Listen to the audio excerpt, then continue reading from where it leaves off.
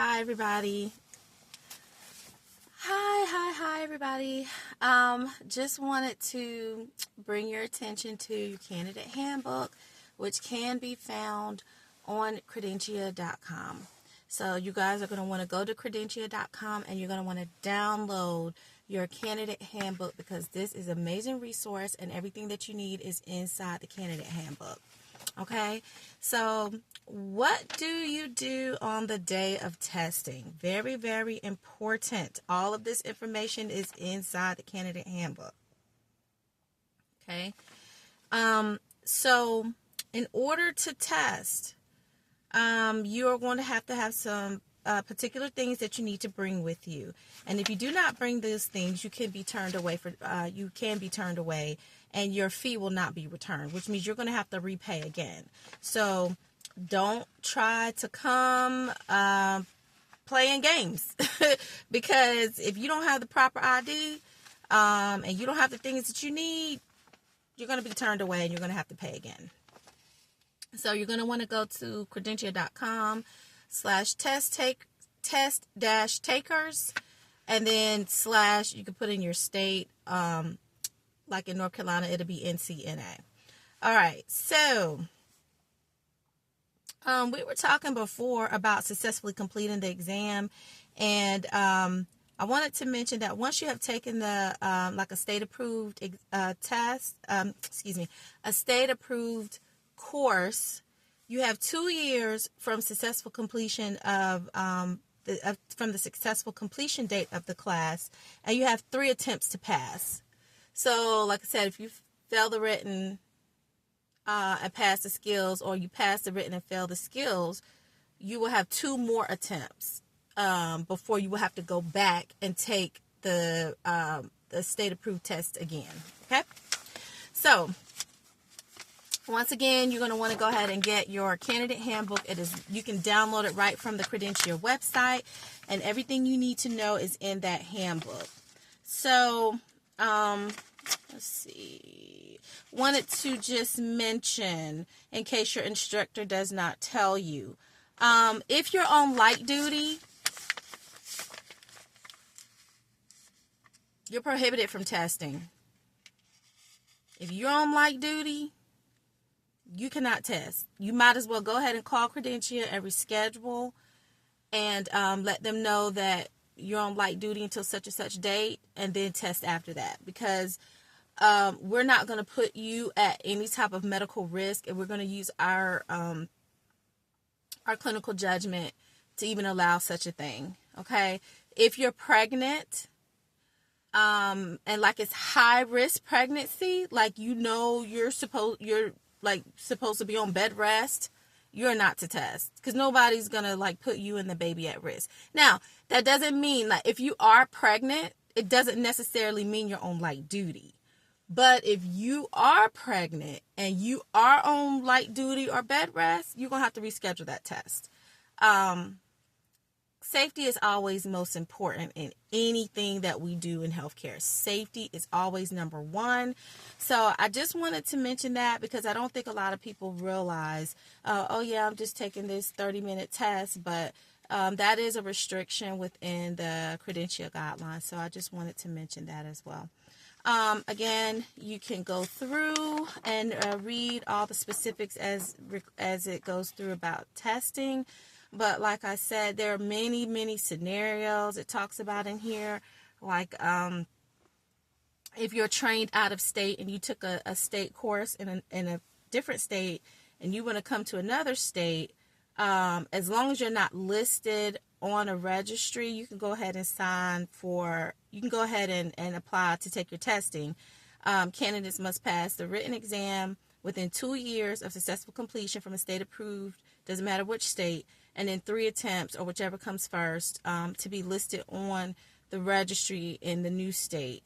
Okay, but if you are already on a registry from another state, like say you're from Virginia and you're already listed on their registry, but you're moving to North Carolina, what you can do is submit the reciprocity application, and you'll get that application at the North Carolina DHS website. So it's all in the candidate handbook. It's https://NorthCarolinaNAR.ncdhhs.gov. Anyways, that's why you need the candidate handbook, so you can get all the links and all the websites that you need. So anyway, I just want to mention that you can apply for reciprocity to go from one state to another if you've already taken your course somewhere else and you're trying to come to a new state. You don't have to do everything all over again. But like I said, you have 2 years from the time that you approved and are not listed. And if you want to apply for reciprocity, you can do so by going to the state government website. So that is an option. Again, so talked about light duty. You won't be able to test if you don't bring the proper documents that you need when it's time to test. Your fee is not going to be returned. Let me just be sure.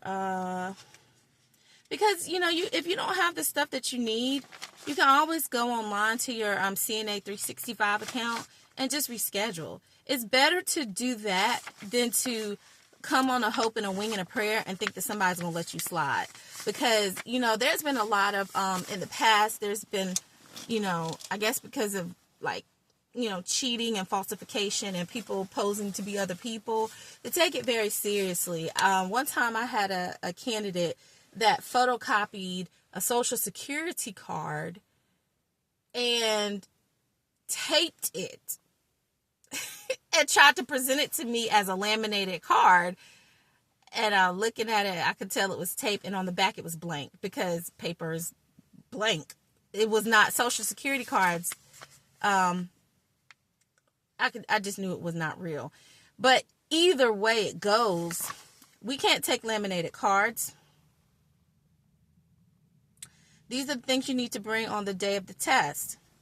2 forms of proper ID, 3 number 2 pencils, an eraser, and a watch with a second hand. Digital, if you have anything digital, it's got to be left in the waiting area or the other classroom or whatever. You can't bring any digital devices in with you when you're doing the skills exam anyway. So it has to be a watch with a second hand. Tick tock, tick tock, tick tock. One of those hands. Okay. So proper ID. 2 forms of current non-expired official U.S. government issued signature bearing identification to the site. Photocopies of identification will not be accepted. Don't bring me a copy of your driver's license. Don't bring me a copy of your social security number. And please don't bring me your birth certificate, which has no photo ID. Birth certificates, that's not going to prove your, who you are. The face, we have to look at your face, your signature. We have to really verify that you are who you say you are. Remember, this is minimum state competency.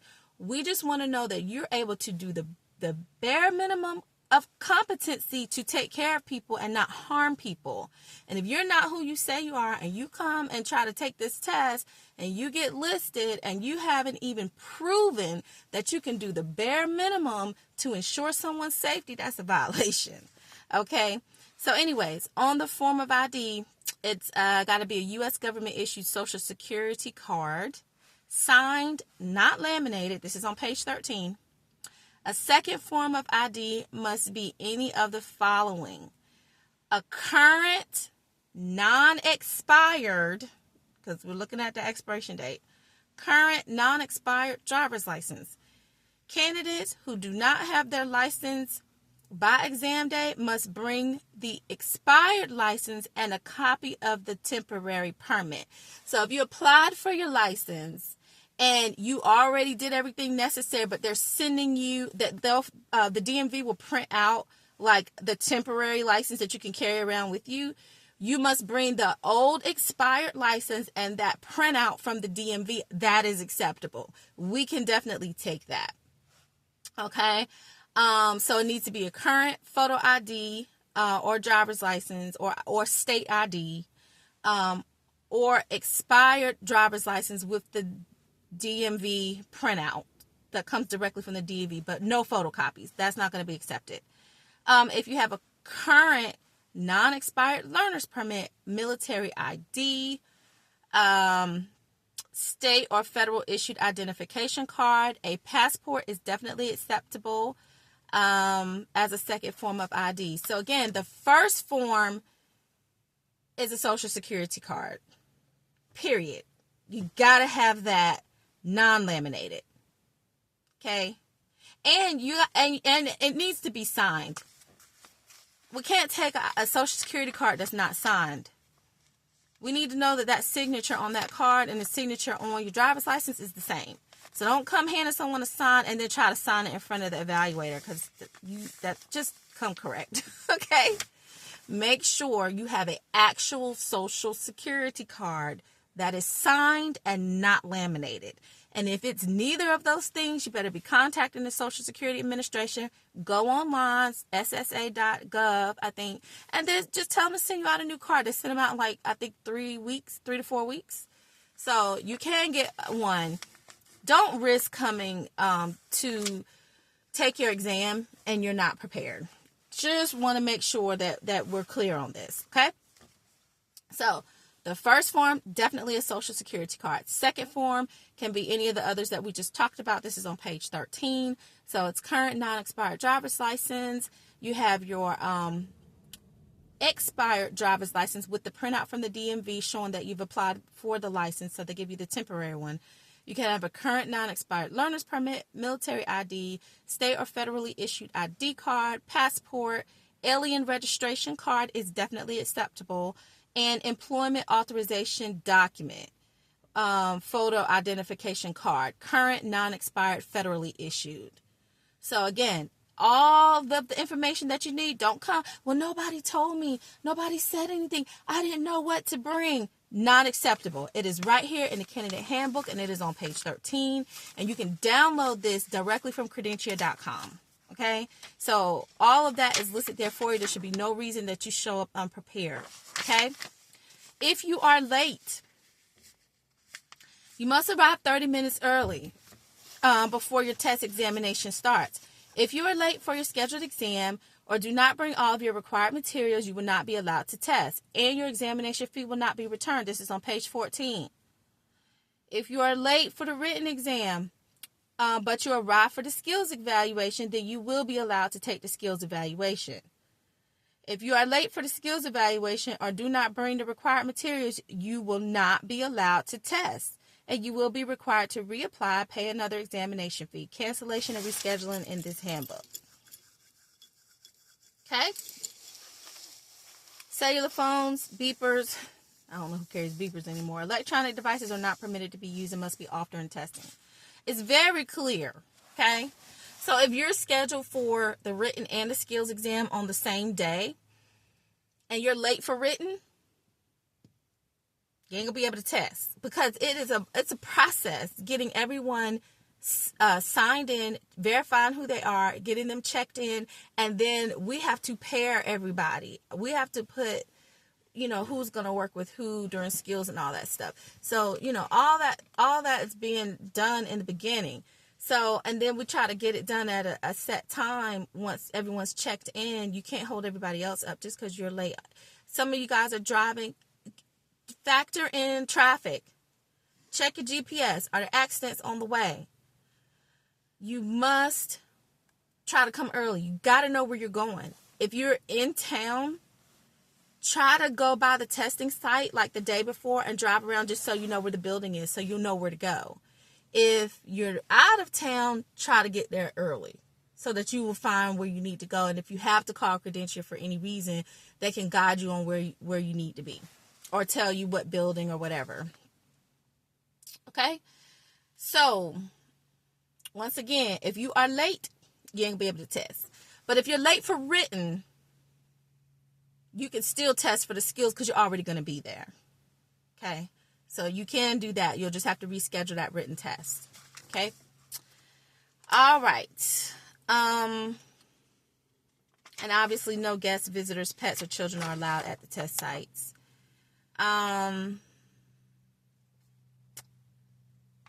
One thing I did want to mention is we talked about light duty and pregnancy. because there's no exceptions to light duty. But if you are pregnant, you can still test as long as you're not on light duty or bed rest or anything like that. If you're inappropriately addressed, that could be a problem. The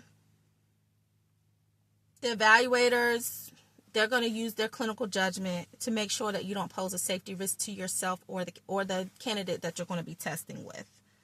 Okay? So if you come to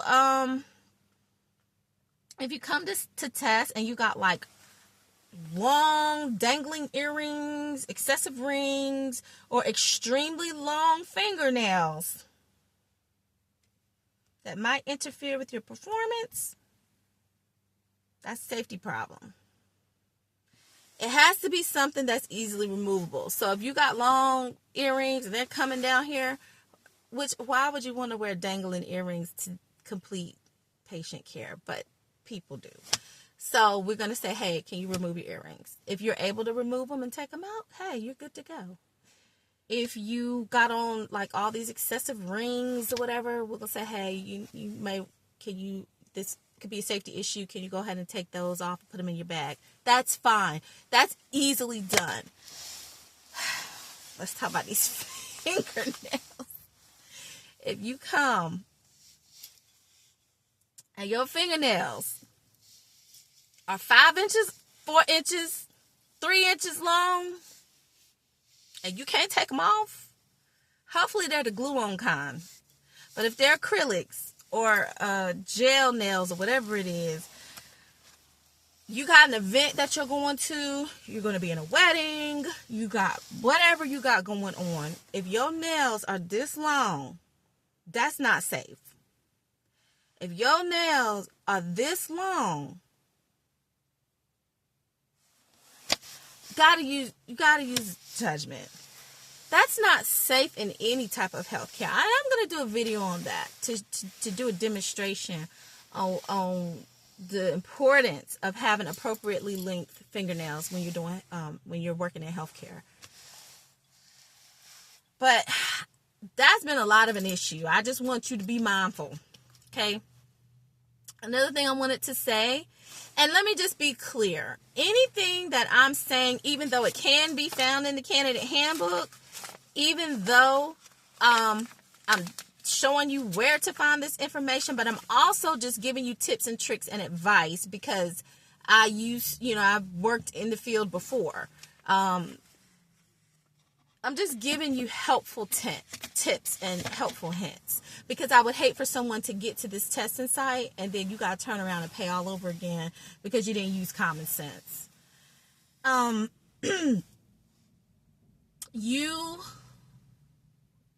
was I going to say? We were talking about the fingernails being an appropriate length. It's important. Because it can be a safety issue, a major safety issue, especially when you're out in the real world dealing with patients. If you come, I don't even think I have to even say, if you come to take your exam with a full fresh beet, honey, and you're paired with someone that has to give you a modified bed bath,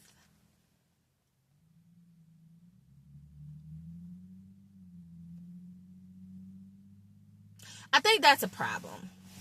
And this is just me saying this. And the reason why I'm saying this is because it's not in the candidate handbook. But here's the thing. It's not in the candidate handbook that says don't wear makeup on the day of the exam. It's not in the candidate handbook that says, don't wear eyelashes on the day of the exam. That's not in the candidate handbook. I personally am saying this. So this has anything that I say is coming from IRAAcademy.com. It is not coming specifically from Credentia unless you find it in this book. Okay? Credentia is not saying this. Full disclosure. Credentia is not saying this. But as a person who's has been an evaluator for many years and has been in the field, I'm sorry, y'all, my back is itching. Been in the field, trying to reach my back. I'm telling you, that a full fresh beat and eyelashes is a problem. Why is it a problem? Because if the candidate that you are paired with has to do modified bed bath on you, and they're hesitant to wash your face, which includes wiping the eyes from the inner cantha to the outer, from the inner to the outer, and they touch you like this because they don't want to wash off your eyelashes, they didn't perform that step because they didn't do it for real. So if they do this, oh, well, should I really perform this step? She's got on makeup. She's got on eyelashes. Should I? And you know what the evaluator is going to say? The evaluator is going to say, do what you feel is best. And if they and then if the evaluator sees you do this and you really didn't touch that person's face, the evaluator is going to say, evaluator is probably going to say, can you please perform that step? Or there's certain phrases that we'll use. But you must, in order to get credit for that step, you must actually perform the step. That's what the evaluator is probably going to tell you. In order to receive credit for that step, you must actually perform that step. Which means this is a no. So you coming trying to be cute, you got your makeup, you got your lashes, but they missed the bold step because they didn't want to wipe your lashes off. And now they failed their test. How's that my fault? I'm just an independent observer. I'm just, I'm just an independent observer. Did you do this correctly or did you not do it correctly? Did you do it right? Didn't you do it right? See what I'm saying? All I'm going to say is, yes, they did the step right. No, they didn't do it right. So you have a responsibility as a candidate and a client, because you're going to be doing both roles. You have a responsibility to show up appropriate and ready for testing. Because it's unfair if you get paired with somebody and because you had on a full face of makeup, they didn't want to wipe your lashes off or your makeup off, and they didn't really wash your face. It is unfair if you're testing at a school and they have to throw away packs of whitewash cloths and repurchase them every week. I've had so many schools complain about people showing up with all this makeup on, and then when they have to get their face washed, guess what? That makeup don't wash out. And most of the people are using white because you want to Clorox it, you want to bleach it so you know it's clean and safe to reuse. And then you guys are coming with all this makeup on, and then they have to keep throwing away stuff. That's cost. That is money. I've had a lot of people complain about that. But, I mean, I'm just the evaluator. Like, I'm just saying, just be mindful. You're coming for a state exam. We don't need a full face of makeup. And we don't care about your lashes. Do you have minimum competency to pass this exam and do those steps properly? That's all we care about. Not your lashes, not your face makeup, and definitely not them long claw nails. Now, let me tell you something. I think they're gorgeous.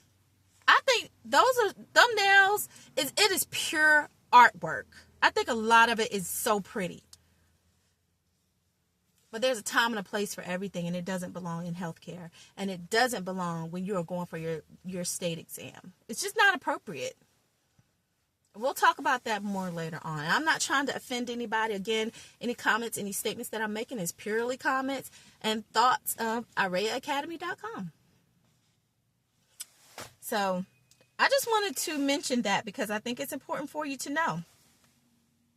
Also, when you're coming for your exam, make sure you have on a loose top. You can wear scrubs. That's totally fine. Just want to have on a loose fitting top, or you can even wear a tank. You could come in a tank, that's fine. Because the other skills that require putting on and taking off gowns or dressing the client with an affected weak right arm, we just want to be able to put something on top or take it off. So, loose fitting clothes is fine.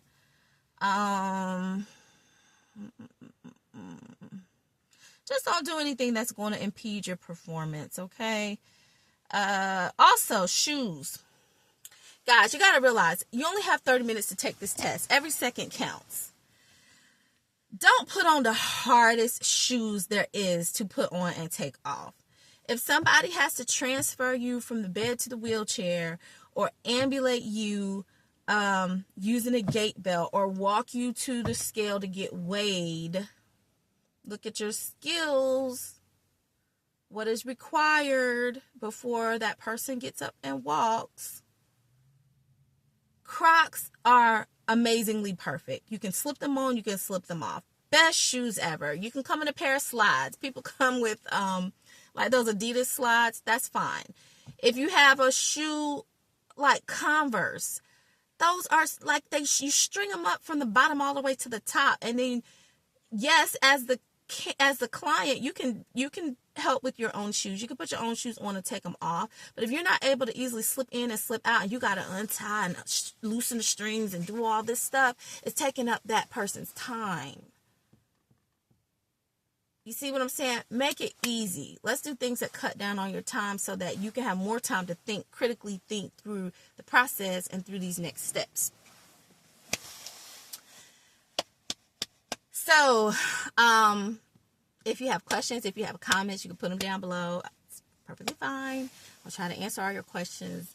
I just want more people to just not have to fail the test or be turned away because they didn't read the candidate handbook, because they didn't think critically enough. You guys got to realize you're going to be dealing with patients and clients. And healthcare is one of those fields where you have a lot of autonomy. And that means that you're trusted. You're trusted that you are able to perform and do this job. Why? Because you tested and the state said you had minimum competency to do this specific job. So if the nurse gives you a task and say, hey, can you go in such and such room and do X, Y, Z? We expect you to go in such and such room and do X, Y, Z. I shouldn't have to hover over you to make sure you're doing that, or I might as well do it myself. And I have my own job to do. That's why we need assistance to do your job so I can do my job. And then we all work together as a team. So it's important to, just make sure you're using common sense. Common sense is the number one thing. Just making sure you use common sense, making sure that you're doing things in a safe manner and that you're not putting not only the patient's safety at risk, but your safety as well. Remember, at the end of the day, when you clock out from that job, you got to go home. You got to go home to a family, maybe. You may have kids at home, an elderly parent. You don't want to be taking anything from this job unless it's a paycheck, okay? Anything else, you want to leave it there, okay? I'm just saying. Just be mindful of what you're doing when you're out here in the field and when you're working. Always use common sense. Always use safety first, okay? Thanks for watching. I hope I've explained everything pretty clearly. If not, ask me some questions, and I wish you all the best.